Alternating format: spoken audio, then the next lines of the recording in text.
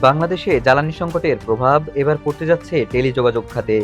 Mobile অপারেটররা নিয়ন্ত্রণ সংস্থা বাংলাদেশ টেলিযোগাযোগ নিয়ন্ত্রণ কমিশনকে চিঠি দিয়ে সতর্ক করেছে, জ্বালানির ঘাটতি অব্যাহত থাকলে দেশের নেটওয়ার্ক সেবা মারাত্মকভাবে ব্যাহত হতে পারে। অপারেটরদের মতে দেশের হাজার হাজার মোবাইল টাওয়ার সচল রাখতে প্রতিদিন বিপুল পরিমাণ জ্বালানি প্রয়োজন হয়। বিশেষ করে সাম্প্রতিক সময়ে বৈরী আবহাওয়া ও ঝড়ের কারণে অনেক এলাকায় নতুন করে লোডশেডিং বেড়েছে। কোথাও কোথাও টানা 5 থেকে 6 ঘন্টা পর্যন্ত বিদ্যুৎ সরবরাহ বন্ধ থাকছে। এমন পরিস্থিতিতে এসব এলাকায় নেটওয়ার্ক সচল রাখতে মোবাইল টাওয়ারগুলোতে বিকল্প হিসেবে জ্বালানি তেল ব্যবহার করা হচ্ছে। কিন্তু জ্বালানি সংকটের কারণে সেই সরবরাহও এখন অনিশ্চিত হয়ে পড়ছে।